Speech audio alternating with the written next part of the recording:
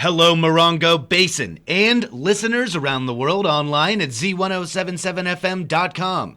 Here is the Z107.7 local news for Monday, September 30th, 2024. Smoke from the line fire returned to the Morongo Basin over the weekend as the fire surged and a new evacuation order was issued for a mountain community. Hotter weather has made fighting the fire more difficult for state, county, and local fire crews. Though containment of the fire is currently at 83%, the size of the fire has grown 3,000 acres over the last several days and is currently burning across 42,837 total acres.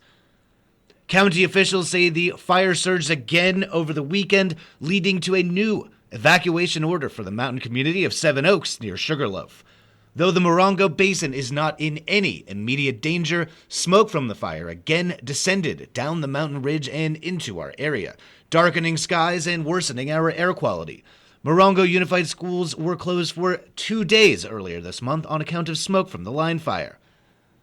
The line fire has been burning across the San Bernardino Mountains since September 5th.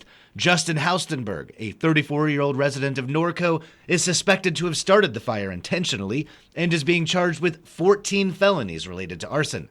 Haustenberg is expected in San Bernardino County Court today for a preliminary hearing. Tomorrow, the 29 Palms Planning Commission will host a public hearing on the matter of permitting a miniature golf course within city limits. Reporter Heather Clisby has more.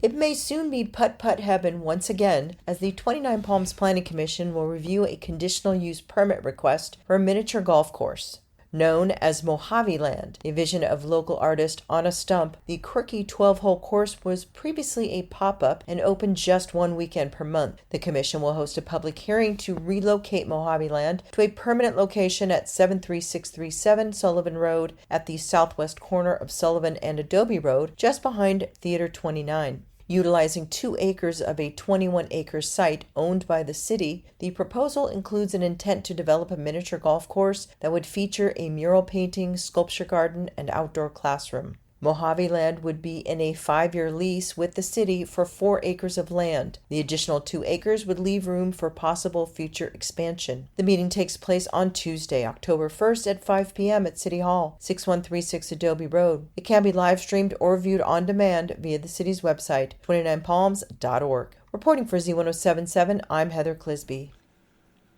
The 29 Palms High School Vietnamese Club is putting on a Mid-Autumn Moon Festival today at the high school's cafeteria. The festival will feature lion dance performances and photo ops, arts and crafts, along with food, beverages, and a variety of lanterns for sale.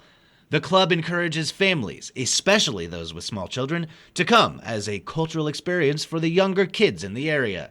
The event runs from 5 p.m. to 7 p.m. at the 29 Palms High School cafeteria. Copper Mountain College continues Mojave Month, a 4-week celebration of the desert ecology, history, culture, music, film, literature, and more. Tonight, CMC is hosting a special screening of Dr. John Pooch's 2006 film, Mojave Phone Booth. Reporter Gabriel Hart has a synopsis of the film and further details on today's screening. The storyline of Putch's debut feature revolves around the legendary phone booth in the Mojave Desert that was eventually removed by the National Park Service personnel at the Mojave National Preserve. The phone booth, originally erected for those working the cinder mines nearby, became an internet sensation, with people calling the booth from around the world, hoping to speak with whomever happened to be out in the desert accepting calls. Mojave Phone Booth has garnered substantial awards, including the Audience Award at the Kansas International Film Festival and jury awards from film festivals in Santa Fe, Delray Beach, along with Wine Country and Stony Brook Film Festivals. The screening begins at 7 p.m. at the Bell Center Community Room, free admission. Reporting for Z107.7, this is Gabriel Hart. The Joshua Tree Gem and Mineral Show returns to the high desert this week. Starting Wednesday, the Gem and Mineral Show brings rocks, fossils, minerals, geodes, and more to its new venue, the Joshua Tree Lake RV and Campground. This beloved event will also feature food, vendors, and family fun.